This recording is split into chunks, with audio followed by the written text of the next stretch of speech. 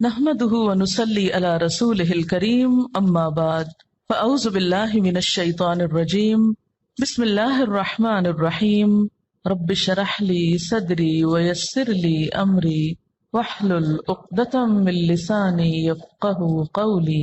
اللہ کی رحمت سے مایوس نہ ہو جاؤ، یقیناً اللہ سارے گناہ معاف کر دیتا ہے، وہ تو غفور الرحیم ہے۔ پلٹ آؤ اپنے رب کی طرف اور مطیع بن جاؤ اس کے قبل اس کے کہ تم پر عذاب آ جائے اور پھر کہیں سے تمہیں مدد نہ مل سکے، اور پیروی اختیار کر لو اپنے رب کی بھیجی ہوئی کتاب کے بہترین پہلو کی قبل اس کے کہ تم پر اچانک عذاب آ جائے اور تم کو خبر بھی نہ ہو۔ کہیں ایسا نہ ہو کہ بعد میں کوئی شخص کہے افسوس میری اس تقصیر پر جو میں اللہ کی جناب میں کرتا رہا، بلکہ میں تو الٹا مذاق اڑانے والوں میں شامل تھا۔ یا کہے کاش اللہ نے مجھے ہدایت بخشی ہوتی تو میں بھی متقی لوگوں میں سے ہوتا۔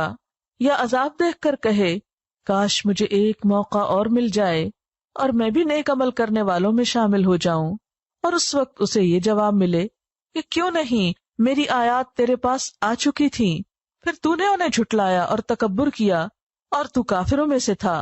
آج جن لوگوں نے خدا پر جھوٹ باندھے ہیں، قیامت کے روز تم دیکھو گے کہ ان کے منہ کالے ہوں گے۔ کیا جہنم میں متکبروں کے لیے کافی جگہ نہیں ہے؟ اس کے برعکس جن لوگوں نے یہاں تقویٰ کیا ہے، ان کے اسباب کامیابی کی وجہ سے اللہ ان کو نجات دے گا، ان کو نہ کوئی تکلیف پہنچے گی اور نہ وہ غمگین ہوں گے۔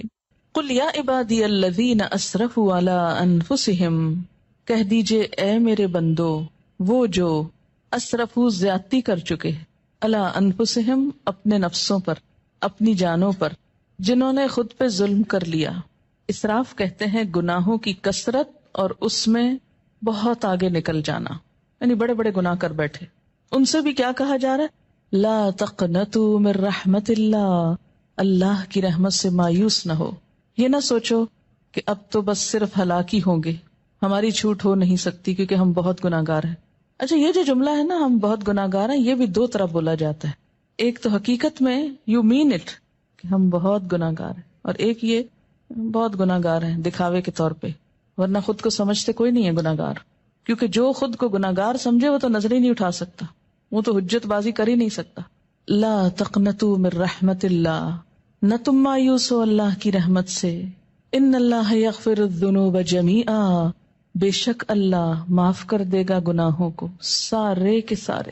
اس آیت میں یہ ہے نا کہ اللہ معاف کر نہیں سکتا، فرمایا نہیں کر سکتا ہے، کر دے گا، کرے گا۔ کیوں؟ انہ هو الغفور الرحیم، کیونکہ وہ غفور الرحیم ہے۔ یہاں ہر شخص کو مایوسی سے نکالا جا رہا ہے، کتنا بھی بڑا کوئی گزشتہ زندگی میں گناہ یا جرم کیوں نہ ہو۔